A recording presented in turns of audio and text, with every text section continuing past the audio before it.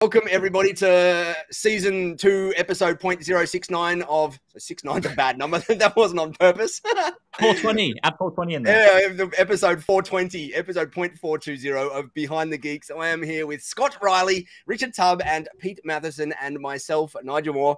And this evening, this morning, whatever it happens to be, we are going to be talking about print marketing / traditional marketing, and maybe even a little bit of email marketing for MSPs, and whether it works, the tactics that we're seeing working, the tactics that we're seeing not working out there. And we're going to dive into a bunch of stuff, showing a bunch of things like all of this crazy stuff that we've got here, and diving into ways you can use it, ways you can get started, and whatnot. Now, caveat, I have got the Rona, and so we're now, it was Scott's turn 2 weeks ago or 3 weeks ago, I think. What's that mean? Oh, you gave it to me. It's me staying away from you. Oh, you staying away from me. I don't want to catch it. It was your turn 3 weeks ago, so now I've got it. My throat is on fire, so I may be a little bit quieter on this one, although I haven't started off quiet, but we'll see how we go.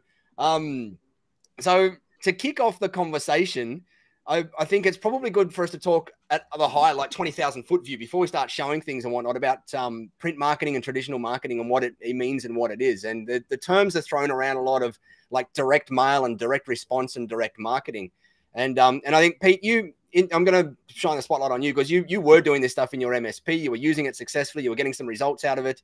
You were using one of the most basic forms of direct mail marketing that I believe nearly every MSP should have in place. And that's a basic print newsletter, like a regular print newsletter that you send out to your prospects and clients. So if we want to kick off, that's one of the first things that is in the direct marketing. Or did you want to kick off just talking a little bit about how you were using that and what it might have looked like and how I think for us a newsletter was, and actually with print marketing in general for us, it was less about like thinking about it, less about direct lead generation. It wasn't like we're sending some stuff out and expecting to get some leads directly off the back of it.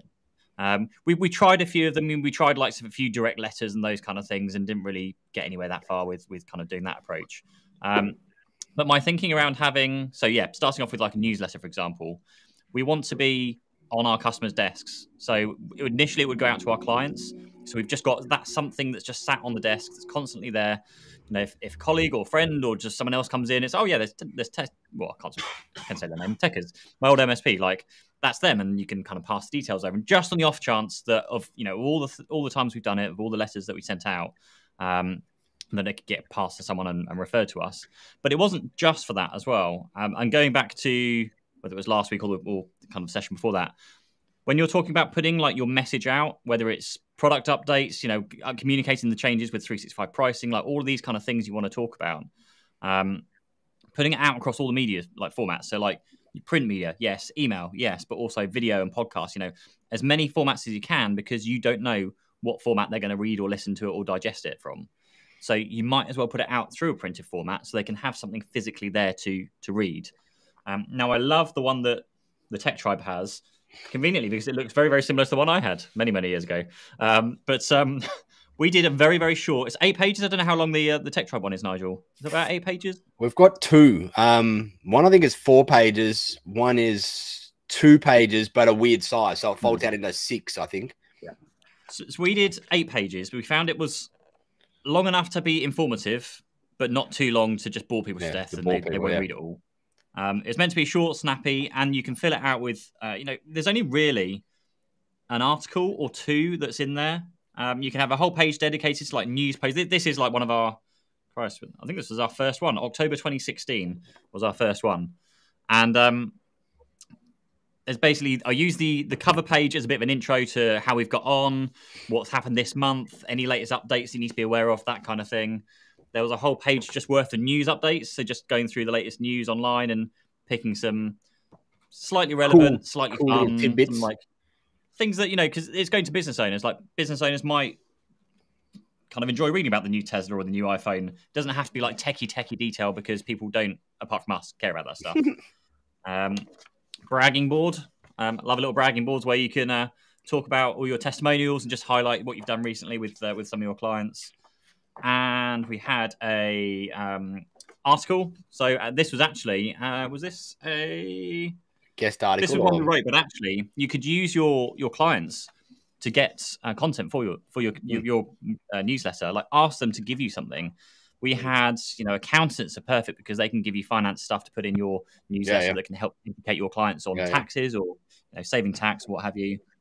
And then at the very back there, oh God, that's a very old photo of me. Look at my old bleach blonde hair. Hang on, let's click the big button so everybody can see that nice and zoomed in here. Yeah, there we go. Look at that. Dear me. But we had a section on there to welcome new customers by name. So if they signed up recently, they'd see their name in the newsletter. That's cool. What's coming up in the next one, and then if you want to be featured in the next edition, then give us a call or drop us an email. Yeah. That's essentially it. So what was the impact of that, Pete? Sorry, Richard? The impact of that? What was the impact on your business? What did that achieve, do you think? So I think this goes back to its directly speaking, this I don't think had a direct impact on the business, but through everything we did, it was one piece of that many piece of brand awareness. So like I said before, I'm not expecting to put this out and I'm suddenly going to, and my turnover is going to increase or profit's going to go up or anything. It's just something to build up everything else that's going on. And actually, it became a lot easier. I mean, it's really, really easy with the Tech Tribe templates because it's basically done for you. The way we started doing things because of our video content, we created a video. That video would get turned into an article. Well, that article would go into the newsletter. So it went from me having to spend a few hours a month trying to brainstorm, come up with ideas, content for the newsletter, to actually just handing it over to our marketing apprentice, who just went, okay, well, there's 2 videos Pete's created this time, and let's just put all that stuff into the newsletter, and then just fill it in, obviously, with like the latest news and all those kind of bits. So it really wasn't a huge amount of stuff for us to come up with. It was quite straightforward. Was your cadence monthly or quarterly or we did monthly, and it got to the stage where, and this is the interesting one that I was told to try at some point, stick to a regular schedule like if you're doing it monthly, and then purposely skip one month and just see what happens. See if your clients notice, see if someone asked and said, oh, where's the edition of your newsletter? I was expecting it. And then you get to know if people are actually bothering to read it or not. But also, we had, and just goes to the power of like having newsletters, we had, from our first edition we sent out, one of our clients came back to us and said, oh, Pete, received your newsletter, like loved it, read it from cover to cover. One question, why didn't you email it to me? Because you just read it cover to cover. You just said, exactly. That's why. If I'd send it by an email, like a traditional email kind of marketing newsletter, which we can get onto in a bit, no one would read it. It would get auto-filed into a newsletter folder. No one would care. They wouldn't even pay attention to the information or news stuff, important stuff in it. Whereas this, cover to cover, we had so many comments that people actually read it, digested what was in it, questions that came from it. And you can do things like, just before I kind of move on, I haven't got any here, but my opinion with newsletters is don't print them out on a laserjet in black and white and staple the corners together and put it in a white envelope. No one's going to read that. Like, print it in full color on good quality paper and put it in like a bright colored fluorescent envelope because it stands out. And people get to know that when that orange or yellow envelope comes through every month, that's the newsletter. In terms of who to send it to is worth touching on as well. We generally sent it to clients because we wanted our clients to have updates and any like active, warm prospects we were talking to as well. So we didn't send it out to a cold list because that can get very expensive for print marketing, but we at least sent it to those we were talking to, or at least we knew there was an opportunity. So we might have been sending it to them for like a year because we knew it was a long tail opportunity, but we kept them on those lists. And as soon as we knew it was kind of a dead end, sounds a bit rude, but we took them off because I'm not going to spend the money on a dead end. Because particularly when you're printing like an 8-page full color with postage and getting the companies to ship it every single month, that could be anywhere from like £200 to £500. So it's quite a high monthly cost from like a marketing expense anyway. But as you say, it's also the point to make there is with marketing is the costs are not like it's not the raw cost that you should be focusing on that are the expensive part. It's the how much did it cost to get someone to read my articles and to engage with my content. And as you say, like as you were saying, throwing an email newsletter together and getting it into their inbox, it's probably got a 1 in 1,000 chance of having someone read the entire lot. Putting that awesome looking newsletter on their desk in front of them has probably got a 1 in 5 chance of someone reading the lot. So your costs of someone reading the whole lot are far cheaper than someone reading the whole lot in an email. And so your costs there are cheaper than email marketing, doing that marketing. It's just a lot of MSPs, a lot of people, like all of us, start off looking at these things going, crap, like $500 a month or whatever it is, that's expensive, not realizing that it's even more expensive to do bad marketing out there and to go and focus on email or whatever it happens to be that's going to get you even less results than what this thing is. And so I think that's such an important point, is just the costs are not the cost. The costs really are the costs of not doing this stuff is what the costs are. One thing I would say, just to finish that part off, is with like, without getting too much, well, it is in the weeds, like the paper quality and those kind of things. I don't know if you have them anywhere else in the country, but in the UK, I found this company called Solar Press. This not sponsored. Not getting anything from it, but it's basically a collection of all the different paper types that they have in one little kind of folder. So you can flick through, find the quality that you like, all the embossed stuff, all the like pre-folded. That I found is really useful because you can look through, find the quality that you want to use. And we did a few like those little kind of square brochures, like these things, that had a rubberized texture just on the front cover, just to make it feel like that high quality, and then a slightly different texture inside. Just, it's worth getting one of those. They're normally free because obviously you're meant to buy stuff off the back of them anyway. I geek out on those things. I love grab one, flick through it. It's so interesting. It's like I've got buckets of that stuff here. Yeah. You know what you guys are reminding me of right now? Have you ever watched the movie American Psycho? Oh yeah, my favorite movie. The 14 milligrams of business card. And it's like, at the moment, I'm looking at Nigel and Pete. I'm like, American Psycho here. Yeah, geek out on that stuff like crazy. Someone's going to get out a metal tin with their newsletters in. I keep mine in a metal tin. Here's my newsletters. But it's such it's a funny point.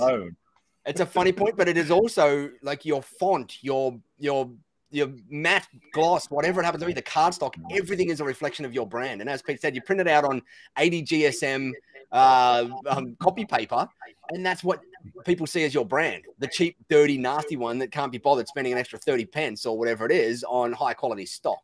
And so stock is such an important part in here. And yes, that scene in American Psycho is one of my favorite scenes in any movie of all time. When he goes on, but it is so darn true. Like stock is so important, and the whole thing is just a complete representation of you, your business, your underlying thing. And I think, Richard, you say this a lot, is how you do one thing is how you do everything.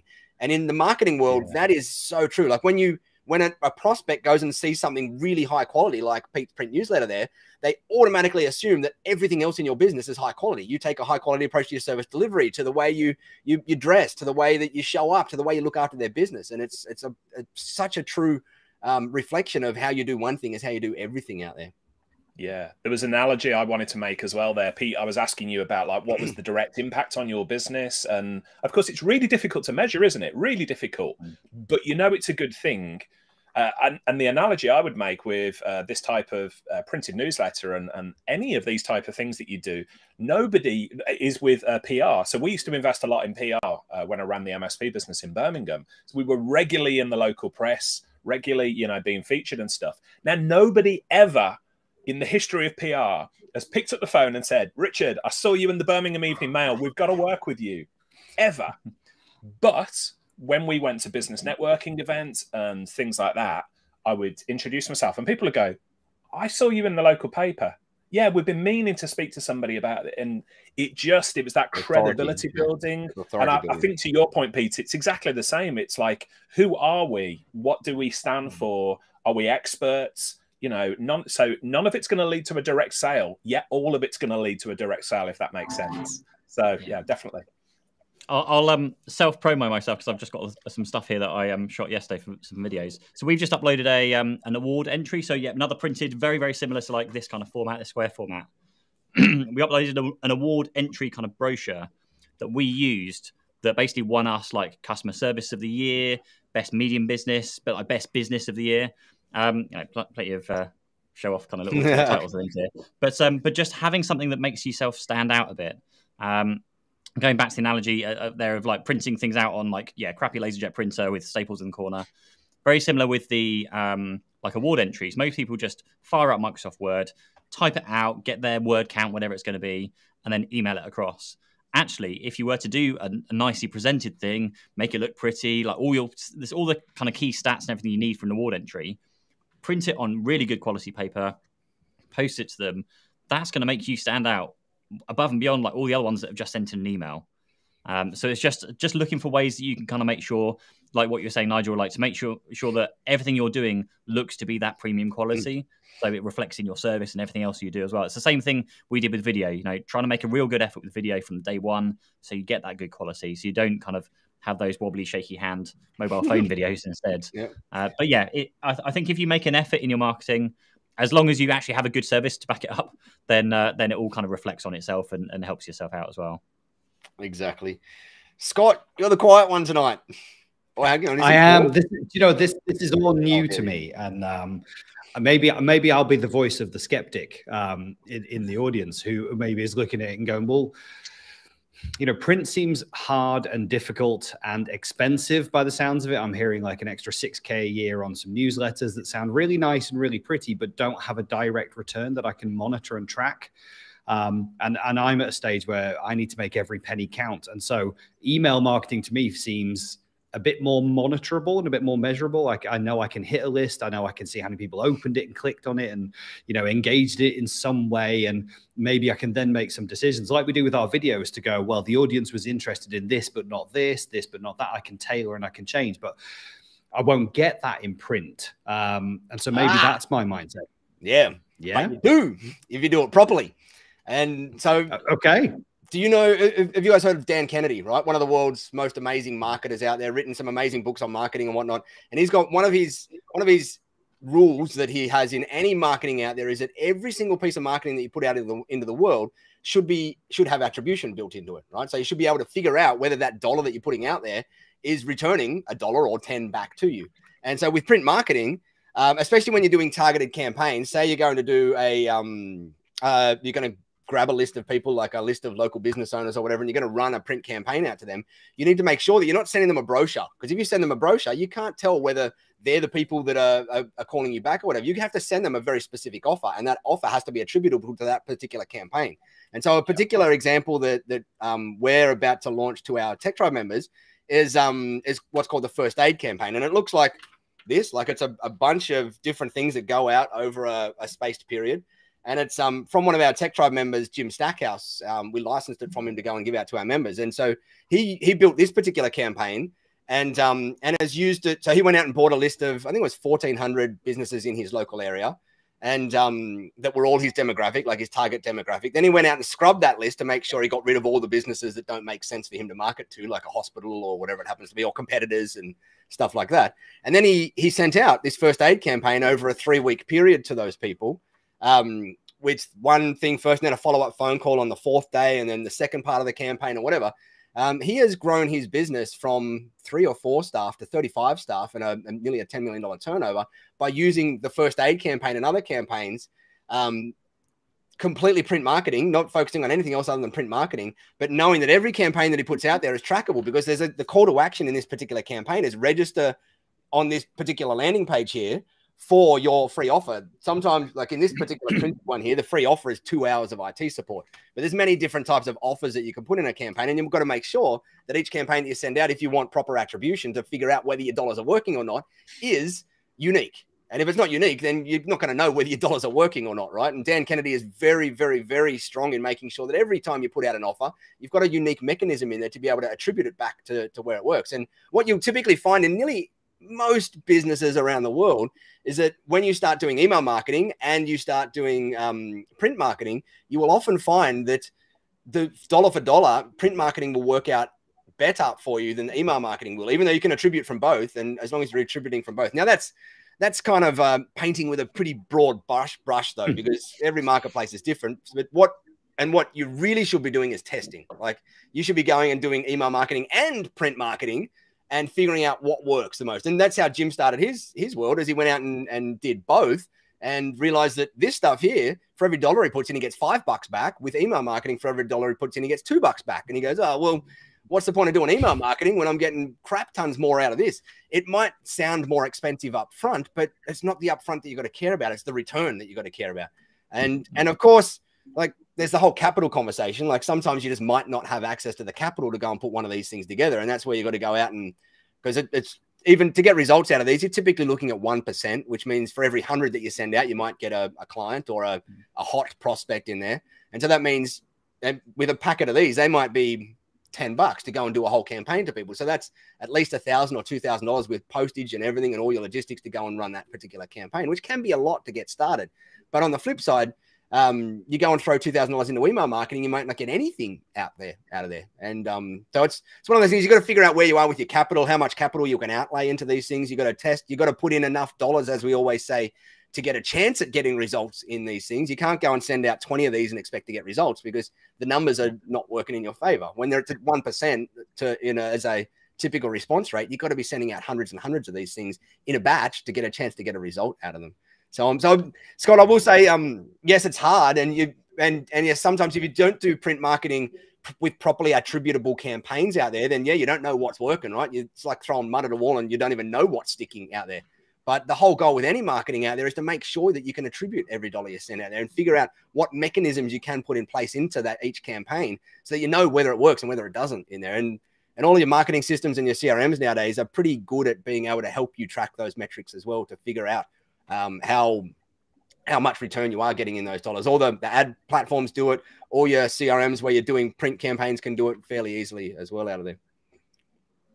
I'm going to stop talking because my throat's going to burn. I'll save your throat, Nigel. Nick Smith in the chat makes a really good point that I think. He said he's often seen things like a flyer with a QR code and some kind of reward for scanning and registering, mainly in-person events. That really helps with attribution. I'm going to say now, especially 100%. As you're suffering from coronavirus at the moment, the coronavirus has done more for the QR code than anything else, because I can tell you prior to coronavirus, QR codes were around and we've all seen them. Did anybody ever scan them? Like hardly ever.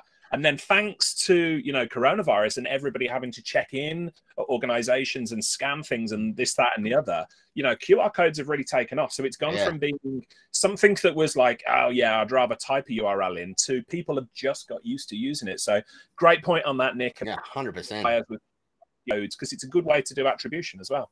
100%. Richard, I think in my brain it makes sense, right? Because like when I get a billion emails a day, trying to sell me something and trying to put something in, my message box or LinkedIn. Hi, I'd just like to connect. We're in some of the same groups, and then it's sell. I'm like, oh man, you just get bombarded with digital messages all the time. And so I get it. I genuinely think like if I was to put something in print, like if I get print stuff through, I look at it. I'll have a flip through the magazines from like the people that we work with. And I might even just be sat on a conference call and having a little browse through, because I know it's that touch, it's that physical interaction that makes it more interesting. It's more of something that I want to flip through in between things, rather than I'll very rarely go back and go, where was that sales message someone sent me in my inbox? Let me just scroll down and find that thing where they were trying to sell me something. And so I get it. And I think your points, guys, around the attribution make a real big difference to me. I think I was looking at Pete's suggestion of a kind of keep in touch newsletter and going, oh man, that sounds expensive to just do a keep in touch kind of campaign and keep people updated. But if it's, like that first aid campaign or something that we're trying to like drive through to an opportunity or to a landing page or to a QR code or something where I can say, hey, we've printed these and sent them out, and we spent a lot, because like you say, we'll do it right and we'll do it high quality. We'll put a lot of effort into getting the look and the feel and the sound and the tone of voice right. I want to know that it turns into something and people were interested. So I love that idea of getting the attribution links or QR. You can put attribution in printed newsletters too. Yeah. Attribution also applies to printed newsletters as well. You can have offers in them for even to existing clients for things in there. And you put, hey, this month we've got a special on HP desktops. Simply mention this newsletter and you'll get $100 off. Like little things like that really help with attribution even in the printed newsletter itself. And it's with any of this direct mail stuff or with anything, like in the whole marketing world, it is all about touch points, right? It's touch points with awesome quality stuff like know, like, and trust. And so doing a first aid campaign or whatever the heck it happens to be on its own in a silo is going to have less results than doing a first aid campaign to somebody, in addition to doing having the printed newsletter going to them. So they're kind of seeing all these multi touch points in there, because that printed newsletter part of it is going to elevate the chances of them responding to something like this when they're getting a great education piece out of that thing. Or like I just saw Gary mention that he's talking about, he just had the cybersecurity brochure done and is about to send it out. This stuff here, this one here doesn't actually have any inbuilt attribution into this thing. It's a positioning piece and an authority piece in the marketing, but it adds cadre and weight to when you go and run one of these specific campaigns out there in the whole direct response world, pushing for a response or pushing for someone to take a particular action. You know, something just to add on to there with the attribution. Even though you're sending digital stuff out, you can very easily track to a certain extent. Just put a unique tracking number, like a phone number on there. Everyone's got, VoIP phone system. Just spin up another phone number. Yeah, 100%. We did it for literally everything. We had, we gave away notebooks, like paper notebooks, like just plain paper. Put a number on the back of them saying, call this number if you need a new one. We'll give one to you for free. And we could know exactly when someone was calling that number that it was going to be to request a new notebook because it had that unique number on the back. You can do that with everything, with obviously a unique number on your website. There's ways of tracking that in with your Google Ads as well. So you're tracking Google Ads phone calls. But yeah, on every single thing that you're printing, put a different phone number and make sure you obviously register it in your phone system of what it's coming from. 100%. Then you can start tracking and figure out where the business is coming from. Yeah, brilliant. It is such a good point. With tools like Twilio and all of those things nowadays and all those VoIP numbers where it's so easy to get a separate number nowadays, there's really no excuse to not put a separate number in every single type of campaign you're putting out there. If you're putting a phone number in a campaign, for instance, in the first aid one, you might not choose to put a phone number because you might only want them to go to a landing page to register. But if you are going to put a phone number, make sure it's unique in there so that you, as Pete says, you're seeing how many people are making calls from that one specific campaign out there. It's so darn easy nowadays. Talking of unusual campaigns, I've just almost laughed out loud here. Jürgen Lindblom on LinkedIn has just said, how about sending USB sticks with information regarding security awareness courses? Wink, wink. I think that is absolute gold because as soon as people plug them in, you can be like, hijack their computers and you can... You just make your money that way by logging into their bank account. You don't even need to provide MSP services, man. Agreed. But that's an in-joke in our industry, right? Now, Richard, you wanted to talk about books as well. Oh, sorry, just you go. Before we move on to email marketing and books, there was one other thing that we had a fair amount of success with, just trying to find it here. This is something that we started doing fairly on. So this goes back to like the they ask you answer kind of thing we were talking about a few weeks ago. And it's when you walk into like the first meeting with a client or when you're doing those first initial discussions over the phone, all the questions they normally ask you, like, what do you charge? Like, how does out of hours work? What are your support SLAs? Like all that kind of stuff. So we created this. It was kind of a welcome brochure / hello brochure, which was basically answering all of those questions. And it literally went through all the services we offer. How do we pay? Payment terms. We're on 50-day payment terms and collected by direct debit. Like however you want to do that stuff. This is how we do feedback. These are the services we offer and sell. It just runs them through everything. So you can basically leave the meeting and go, look, hey, this answers most of the questions you've got right now. Here you go. I'll leave you with it. And that kind of gives them all that info without having to go through and spend all that time. And you could do that to stage. It started off as we'd send it to our new clients. So you've taken a client on board, you send it to them to welcome them. That was why it's called the welcome brochure. Because it would say like, oh, on day, I don't know, on day 5, you're going to get some brownies. You know, there'll be a special gift in the post for you. Just things like that. Yeah. And then it developed into actually it's a welcome brochure. So let's send it to them before we see them. Yeah. So they've got the information before we talk to them. So yeah, that's another thing I'd add into there on the print and media side of things as well. So cool. And I think you've got that as a template in your online course. Yes. Oh, thank you very much. Yes, we do. There you go. If you want access to that template, log in and get it. There's one inside the Tech Tribe as well, but it doesn't look as nice as that one. So go and grab Pete's. Sorry, Richard. You're going to go on to... I've got a terrible car guy. Don't apologise, mate. That's gold, what you've just shared there. I think it's absolutely awesome. Yeah. I wanted to make the point. We're talking about traditional print marketing and things. People don't think as books has been marketing, but it is like one of the best ways to position yourself as an authority. And, you know, writing books, yeah, there's a lot of upfront work here, but there's for MSPs watching, you know, people like Paul Green in the UK and the USA, he produces books for clients that, you know, sort of ghostwrite them and allow them get out. I know, Nigel, we've got ebooks in the and books in the offing in the Tech Tribe as well, haven't we? That are coming down the we've got a line. cybersecurity one underway, like an end user cybersecurity one underway. But the point is, even though it's like a heavy lift if you're writing it from scratch, it's such an authority positioner for you. So I can tell you the amount of people who have decided, you know, to work with me because it's like, oh, right, I've read your book. It's like the number one thing that you can position yourself as an authority. I would say public speaking would probably come a close second there. But yeah, imagine walking into a meeting with a prospect and instead of handing them your business card, hey, hand them a copy of your book. Say, hey, I brought this as a gift for you. Or you meet somebody at a networking event, exchange business cards, and they ask you for something. You say, actually, that was in chapter 3 of my book. I'll send you a copy. And they get a nice little piece of, you know, a nice little envelope come through with your book and a thank you note and stuff. So, yeah, at that point, it's a heavy lift, or it can feel like a heavy lift. Super, super important, though. Really good. I think Scott said it as well. I really want to write a book. Actually, well, I've written a book. As soon as I sold my MSP, one of the first things I did was basically dump all of my thoughts into a book of like my journey. And then I think I got distracted by something else and didn't do it. But mainly because my memory is so bad that given a few years' time, I'm going to forget everything that happened when I was running my company. I'm sure. It's like a journal, isn't it? Like I've written three books now. And I can tell you, each of the books that I wrote 90% of them in like 3 weeks. And then the final 10% of them, 9 months it took to finish. And Nigel, publicly, I've got 2 books that are 90% finished and have been for 2 years. And the pandemic came along and I've just put, and it's like, for God's sakes, just get them out there. We talked last week about the book, you know, I've got content marketing for serious and boring industries. It's so close to being finished. So, you know, when I say it is a heavy lift, it does take some time to get there, but it's such a good... So a question for, I guess, Richard and Nigel. So I've got my book that is basically written. It needs tidying up, it needs fixing, it needs, like, I guess, proofreading. What stages do you go through after you've kind of done that 90%? Yeah, I would get on board a book editor pretty soon. So there's not a publisher. You probably don't need publisher. Self-published. Yeah, there's a lady I work with in the UK. She's called the Proof Fairy.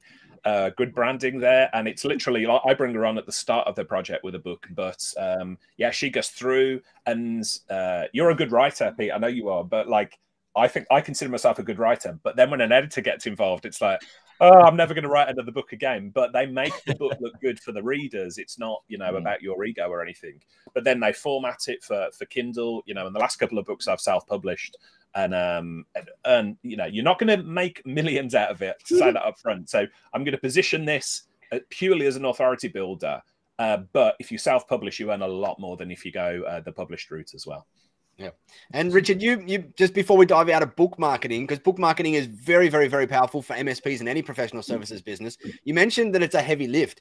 And I want to kind of challenge that a little bit in that, yes, it is to a degree, but it's not that hard to get out a basic book to people. And like, for instance, like even that book that you've got there, Pete, the welcome book, that would have been a bit of a heavy lift for you guys. But if you had put that same time, effort, and energy into a cybersecurity for end users book or cybersecurity essentials for small businesses book, you would have been able to knock it out in probably, if you were the owner of the business, you probably would have only been able to spend 6 to 8 to 12 hours writing. And that's it. That's not that much time writing it. And just a couple of chapters of some of the biggest risks and whatever. And then you hand it across to, like Pete said, someone else to go and do all that hard work of editing and making it look good and all of that kind of stuff. It's really not that hard to go and put a basic book together. And you can get it something simple out there in like 6,000 words is more than enough of an authority building piece to go and put in front of your clients. And 6,000 words is just a big blog post. That's all it is. And that can turn into a 40-page book with the right points, the right margins and whatever, and images in it can probably turn into a 60-page book, which is an awesome authority building piece that you can go and write in 8 to 12 hours. It's not that hard of work to go and do it. As we said, we're rolling some out inside the Tech Tribe soon. You got Paul Green's got some amazing ones inside his offering. There's tons out there to help you ghostwrite it yourself. But if you did want to pick it up yourself and you got your own ideas around a topic, it's not a massive heavy lift out there. It's something that nearly every MSP out there absolutely do. Yeah. You're absolutely right, Nigel. And picking up from last week's conversation that we had on Behind the Geeks, when we're talking about content marketing, I just want to make a point here about content upgrades.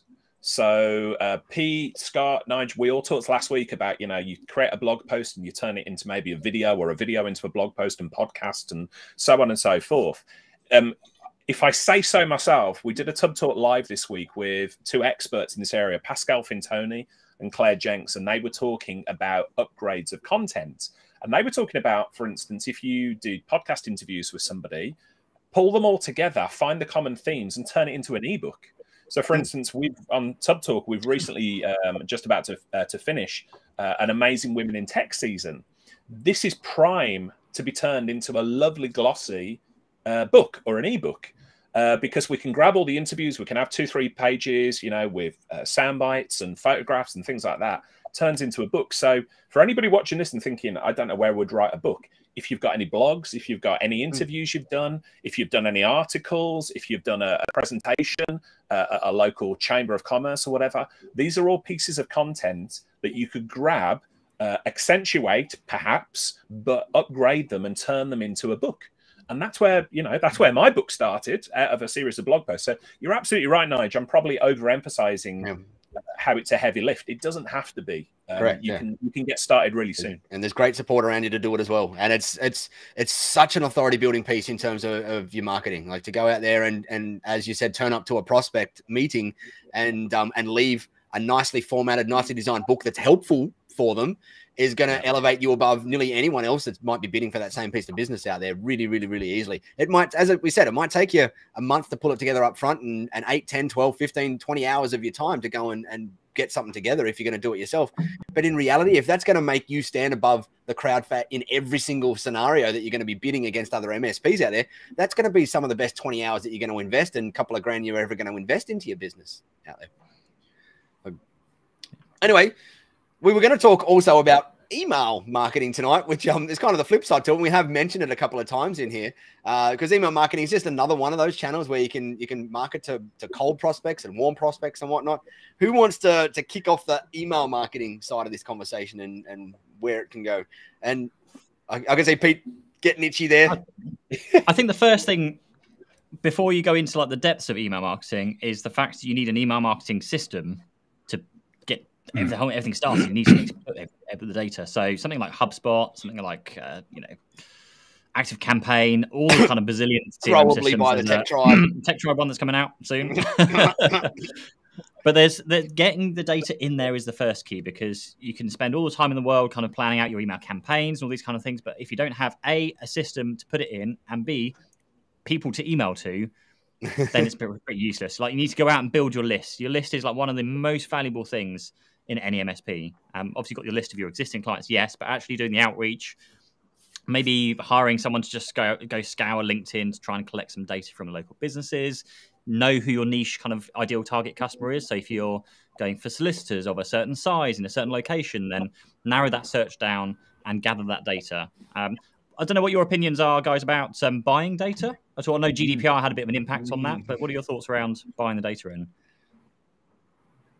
It's not something I've ever done, but I know people who have done it, and it depends. We've got a global audience here, haven't we? So I know, people in the Australia, perhaps USA, and things. It's a big deal here in the UK, not so much. But I know people who have done it. Not something I've ever done. Scott, have you ever bought a list and marketed to it?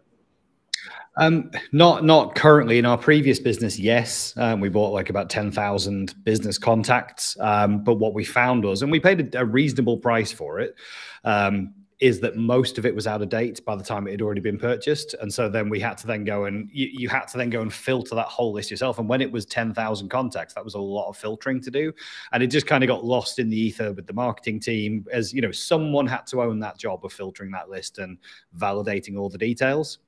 Now, it could well be that we bought it from the wrong people, but we paid a reasonable price from a known brand and got 10,000 contacts, and it didn't end up being useful at all. That's not to say that it won't work for everybody, but it wouldn't be on my hit list of things to do. I think I'd rather, for me, build my own list, and that would be by giving away, as we always talk about, giving, give away content or information or knowledge.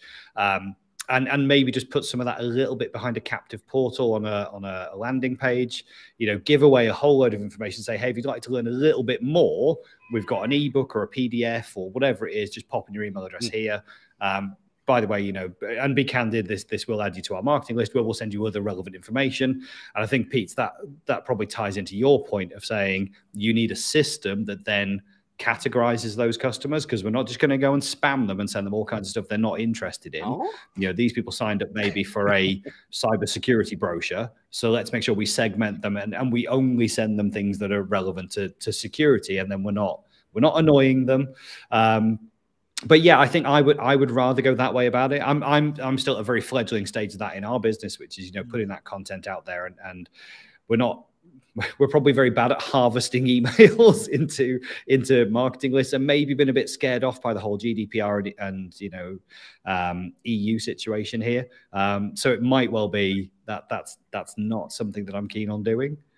Yeah, the point you make about the segmentation, though, I think is absolutely, it's key to this whole conversation about email marketing, because people often think that the bigger the list, the more success they're going to have.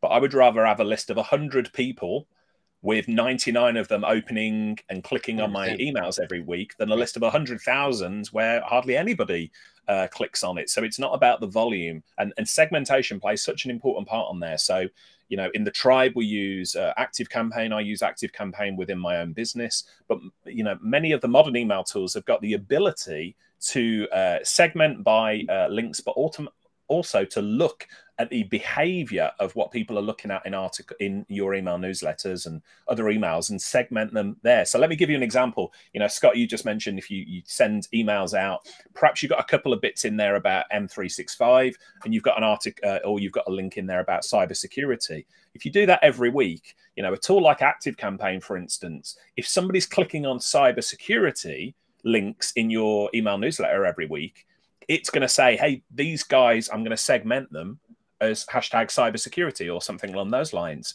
Or, for instance, if they're always clicking on links about email archiving tools, you know, a tool like ActiveCampaign and others can segment them as, hey, this might be somebody that you want to get in touch with about your email marketing, about your email archiving services. So segmentation is absolutely key. And I think, you know, the days of just blasting an email out to your entire list, Long gone. that's a surefire way to get people turned off to what you're saying. What is a good open rate? What's a good average open rate for emails? Yeah, I mean, I can share what are you guys all seeing? Yeah, so we typically do between 25 to 30%, and that's pre-segmentation. So we've only segmented recently. So I know that's above the average for the industry, but it's still not good enough for me. We get much higher in the tribe, don't we, Nigel? Because but obviously it's segmented by. We're a captive audience too inside the tribe, and so we typically get 40 to 50% in a lot of ours, but that's because that's marketing or emails to our members, right? So it's completely different, and it's like weekly wrap-ups and weekly news. When we're doing email marketing in the tribe, we typically see those same sort of numbers. When it's going out to prospects that aren't a tech tribe member, it's the 20 to 40% range that we'll get. And click-throughs depends on your call to actions. Like, it all comes down to how good you are at crafting a call to action to encourage people to click through to the next step. When we're doing really good ones, I've sent out marketing emails where I've got 20 to 40% click-through rates on them, which is huge. When you're sending cold emails, like Scott's talking about, where you go and buy a cold list of 10,000, you go and send it out, and you're trying to get a call to action out of them.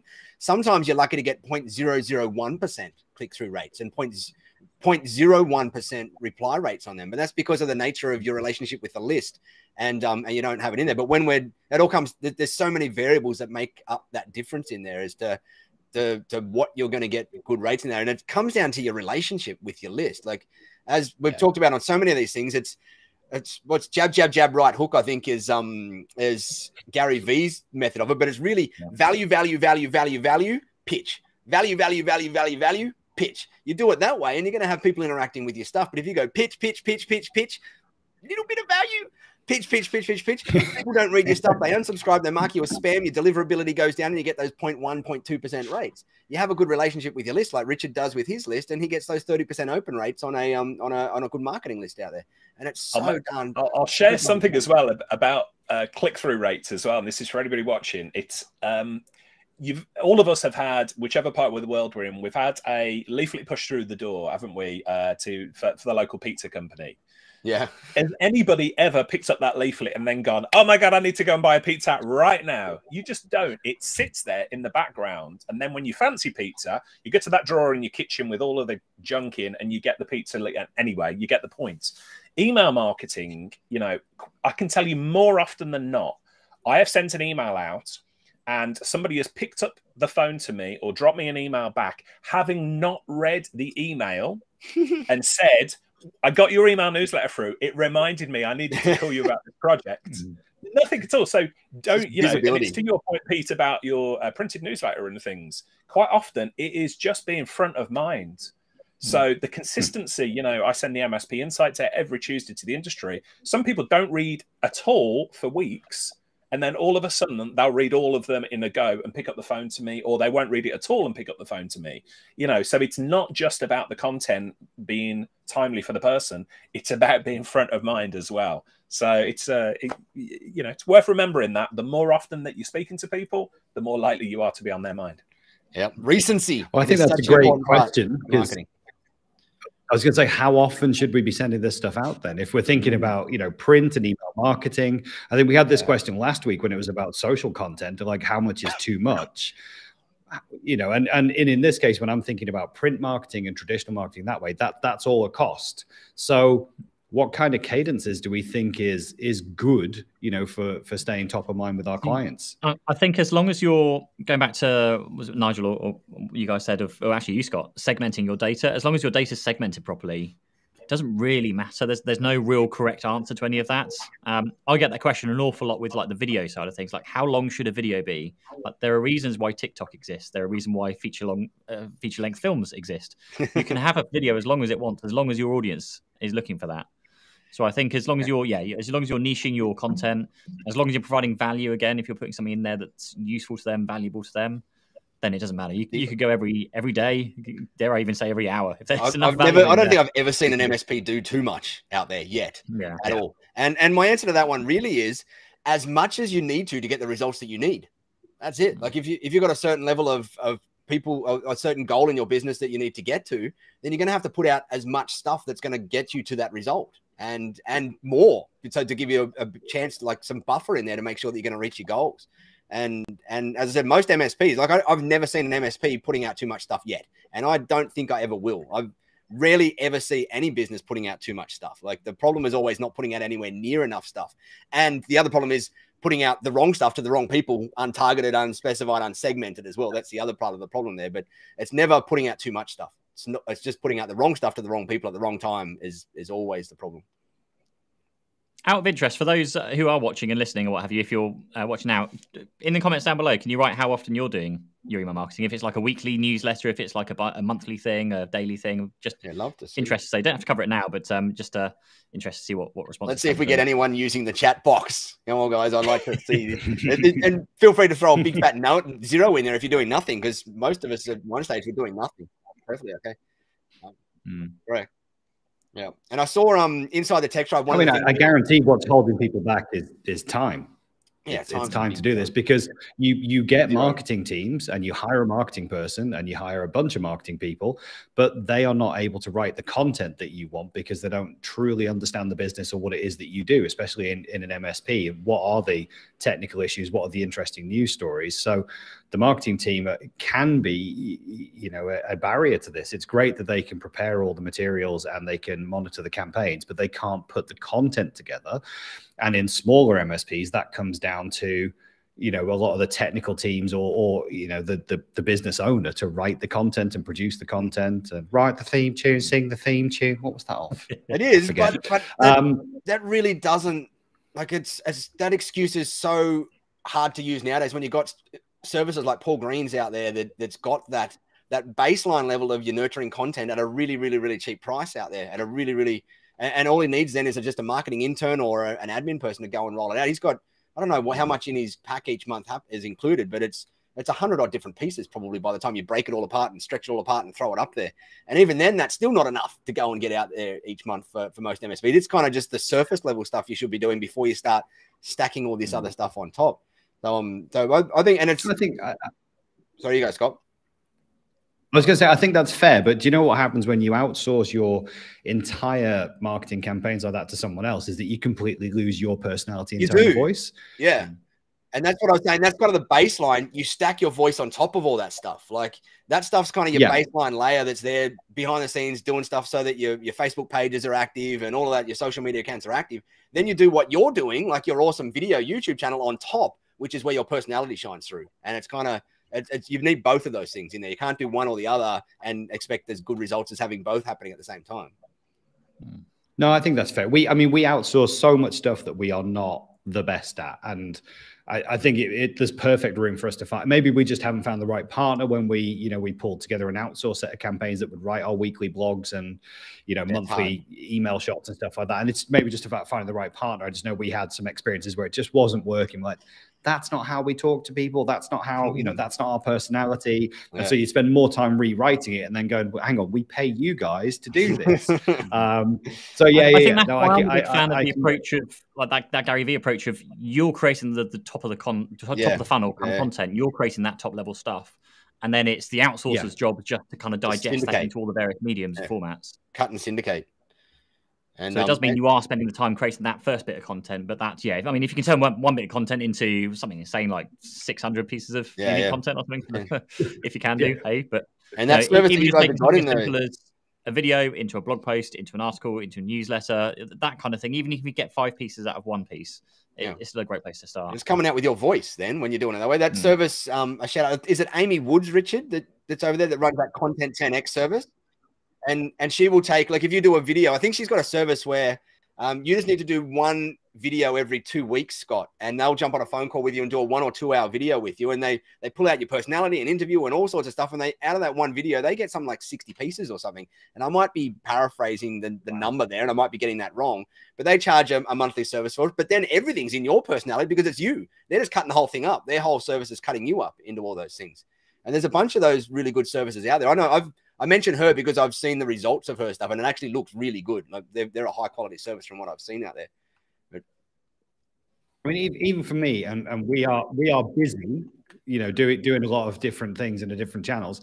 That sounds like a perfect match for us. And I can see, if I look at Lee, he's just made a comment that just says he's found the past 2 weeks really uncomfortable because marketing effort is almost zero.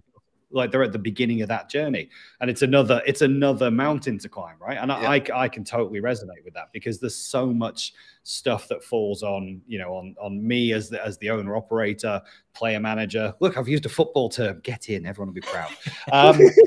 But it's that falls on you that you're just like, where's the time? And so having good outsourced, like everything else that we've done that we say we're not good at this, having a good outsourced partner is definitely called for. But I love this idea of Content 10X. That sounds like one that I would love to get into because we do make regular videos. And if someone could pull that out and turn it into blogs and posts and socials, I'm in for that. But Lee, I think, you and I are on the same pain. It's difficult, it's difficult to find the time, but we all recognize you'll put the effort in and the return is massive. We've already talked about, even 2 times return on email campaigns, 5 times returns on print You don't campaigns. get that in a stock market where you put $1 in and get another $1 out within 6 weeks, do you? Like, no, it doesn't work. And I don't get that in NFTs. No, that hasn't worked out well for me. But yeah, this is amazing stuff. I'm learning loads this week as well, which I'm loving. So I really appreciate it. I think guys. One thing to touch on there, particularly with Lee, like overwhelm and things from Gary's not doing a newsletter. There's lots of people that are worried they're not doing enough. I think certainly, at least talking about the smaller end, like the nimble MSP end, I feel like you shouldn't be putting as much focus on like the marketing and outsourcing and those kind of things. Just focus on actually delivering the best service you can, because that will kind of market itself. Spend the time actually making sure the best service you have is there. So when you do come to the marketing, it then just enhances it and grows it that way. The whole thing we had when we started doing marketing was like, right, our business is growing, it's doing really well, we're organically growing.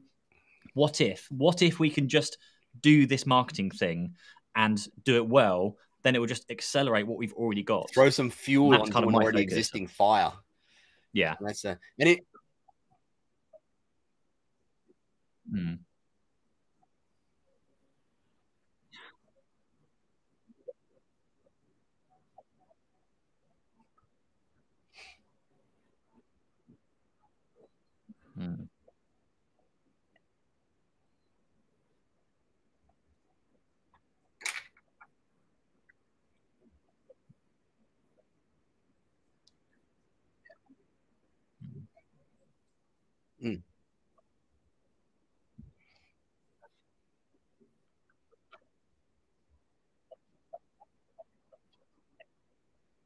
Yeah. And one thing I'll say with that marketing, where like when you're getting to that point where you're kind of struggling to get it started, is I see most of it as mindset, and most of it happens. And I know, Lee, I'm probably going to call you out here just because you'll probably let me, but I know you've gone through this period in your business right now where you've not focused anything on marketing because you've been putting in this incredible ground floor, like these incredible systems that are now in there, that you've now built this service delivery team that's cooking with gas, and you've got all your SOPs and your processes and everything. And so your season right now, up until now, was to focus on that, not to focus on marketing. And so you can't beat yourself up about that. You can't do anything about that. You can now say, though, that I'm now at the point where now my next challenge is to solve this marketing thing.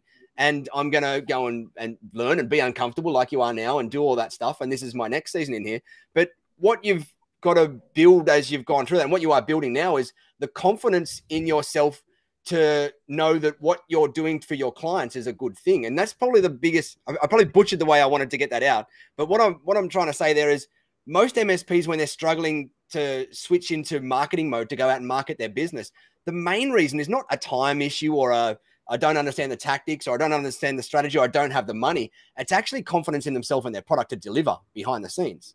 And that's what holds most of them back. And I think, Lee, you're at that perfect spot right now where you have gone and built that back end system now that you now should have the confidence to go out and sell that now, and go out and not only sell it, but feel that it is your duty to go and sell it, because there is a bunch of clients, there's hundreds of thousands of small businesses out there that don't have access to your awesome product and your awesome service and your awesome team that are having a disservice from their current members. And now it's your duty. And the more you see it as your duty, the more excited you get about marketing, and the more easier your marketing flows, and the more you want to dive into it, because you kind of feel like you have to for your client's sake out there now. So it's kind of a long way to trying to get around to explain that. But I think we all go through those seasons and those phases of confidence and non-confidence in our product and our services, and having to put a season on building our product. But then when you get to that point of focusing on marketing, you go all in, because you realize that you've got to get your awesome stuff out to your people and do it. So anyway, that's it.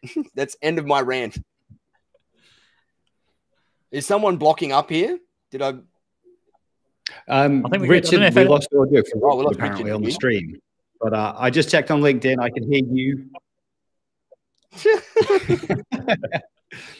I'll show everyone very briefly before we pass over to, I guess, Richard, if you want to chat about some marketing foundation stuff, is those of you that are looking in terms of like segregating your data, those of you who are looking to like, how do I segregate? What do I segregate? My three initial like go-tos before you get into like really topic and category specific would be, you've got a big, massive email marketing list, or maybe if it's even just your clients, have three like funnels or three categories. One of them is your marketing, just generic marketing. One of them is your critical updates. So that is when something's blown up or gone offline or service outage. That's your category where you can email those urgent emails to your clients. And the third one is product updates. So if you've got a new service or a new app in 365, that's the category you use for those. So that gives you three basic categories to get started. And then, of course, if you can segregate beyond that, then absolutely do. You can be segregating to clients, non-clients, warm clients, ex-clients, and all that stuff within those groups as well. But just start off with those three categories and then figure out where it takes you from there.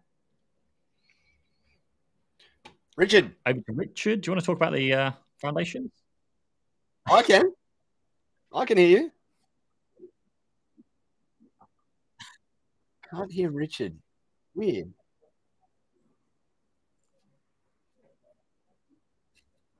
Yes.